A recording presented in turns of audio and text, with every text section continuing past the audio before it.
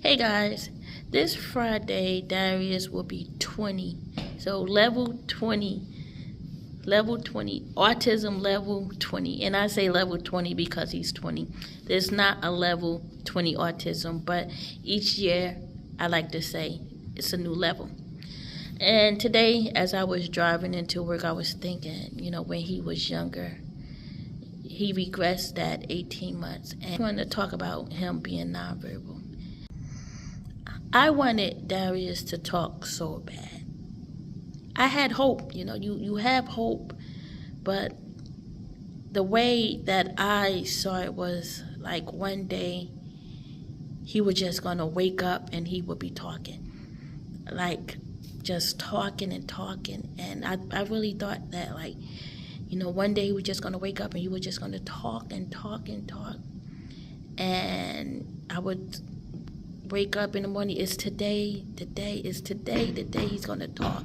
Like, I just thought, it was going to be like some big miracle that he was just going to wake up talking. And I thought that because one day he woke up and he wasn't talking, he regressed. And so I thought maybe one day he would just wake up and he would be back to the way he was before. And it didn't happen that way. And I was trapped. I was stuck. I was confused. I didn't know anything about autism. I didn't know. And I was just hoping, people say, have hope. Once I got past that, I'm like, it's not going to happen that way. Get that out of your head. Why would you think something like that?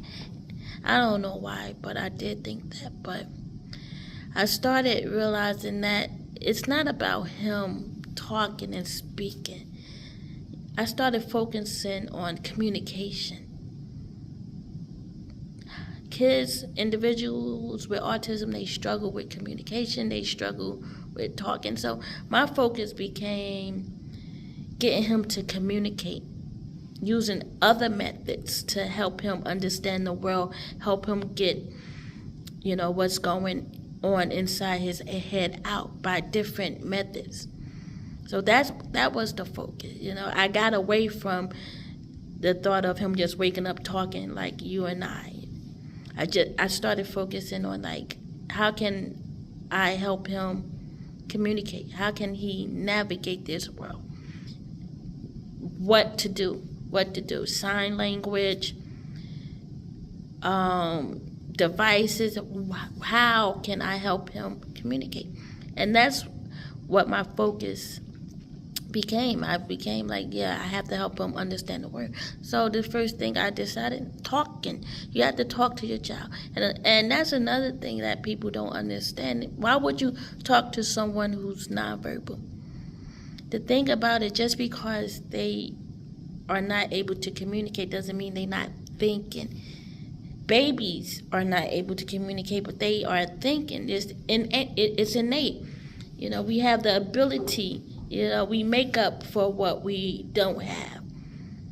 So we have to find a way to help them navigate the world, help them communicate the world. I would talk to him and people would say, well, why are you talking to him? He doesn't understand. He does understand. He just cannot talk. He cannot speak. He cannot get it out. So the more I would talk to him about his day and he didn't respond, and people were like, that's crazy. Why would you talk to somebody? It sounds crazy, but it makes sense because the more I communicated, the more I spoke to him, the more, I would ask him different questions, the more he started to understand me. He would look and do it. You do not need to talk to think and to communicate. Communication is nonverbal and verbal. There's different ways, so you have to find that way. So I would talk to him, and then I noticed, I would say, Darius, do this, and he would do it, and do this, and he started understanding, and today he understands more and more every day. And it's still difficult for him to get things out, but he does understand most of everything I say. And some things he doesn't need to understand, people probably think he cannot do this, he cannot say that. He doesn't need it. Some things you just don't need, and it's okay. It's okay. We can't worry about things that they don't need. He doesn't need to talk about the Lion King movie. He doesn't. I mean, if he was able to, yeah, okay, fine. He's not able to talk about it, but he can talk about what he wants to eat. He can talk about other things. Mommy, you are lazy, and mommy is the best. But once my focus shifted from waiting for him to talk to helping him communicate, life became better for both of us because I'm teaching him ways to get it out, and that's less stress for him.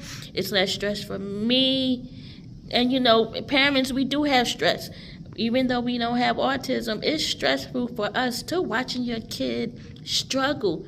That's where the meltdowns and the tantrums come when you aren't able to communicate. You ever have an argument with somebody and they not letting you talk and you want to talk so bad? You let me talk, let me get my point across, and you getting frustrated. That's the way I see it. I was like, I need to get this out, and I'm not able to get this out. So when I shifted my ways and my methods and my thinking, like, okay, maybe he's not just going to wake up talking, but I can help him communicate. So then one day, one of his teachers told me, because I went to her, Miss Sue, I was like, I wonder if Darius is ever going to talk. And she said to me, he makes sounds. So if they can make sounds, they can talk. So I was like, okay, that gave me hope. If your child can make sounds, they can make words, they can produce. Words are just sounds. We make movements with our mouth. They come out. Our tongue is a certain way. We place our teeth, and and depending where you are, we all say words differently. We say words. Funny people laugh. I jack up some words too. I do. It's like that's how it is. Some words you just can't get out.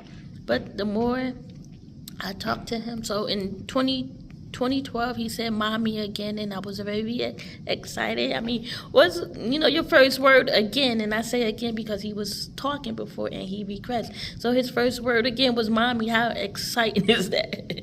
But I work on his speech. And a lot of things that he says, he was taught to say. But now he says things on his own, and I'm proud. Like, mommy is the best. Like, who told you that? Where'd you get that from? Like, I'm the best. And I didn't tell him that. No one taught him that. He said that, and it's exciting. And it took almost 20 years, but it's okay. It's okay. So if you have a nonverbal kid out there, don't stress about them talking. Find ways to help them. There are so many methods out there. Darius doesn't use an AAC device. And a lot of people come after me, why doesn't he use an AAC device? An AAC device ain't for everybody. That's like making somebody drive. Some people don't like to drive. Driving ain't for everybody. Some people like, I take a cab, the train, the airplane. I'm not a driver. I don't like driving. And it's okay. He's not a iPad type of person. He used to be, but he didn't accept it. It wasn't for him. So we find other ways to help him communicate, and we will continue to find other ways to help him communicate. But if you have a nonverbal child, just take it day by day, Don't try to go on the internet and start looking up supplements and things to help them, get rid of the autism. They autistic. I'm sorry, they autistic. There's nothing out there that's going to change them from being autistic, but you can help their progress, and that's what we want to do. We want to make a better life. So using all these supplements, supplements aren't bad. We all use supplements, but don't think supplements are going to, help your child not be autism. But do you and be great, because I'm not an expert, but just take it day by day. Learn your child. The book of Darius, that's my book. I have it in here. I have my book of everything, and every phase, every age, every level is different. So you just take it one day at a time. That's all you can do. Because if you don't, you're going to be stressed out. You're going to have all this gray hair. Nah, it's hereditary. 1.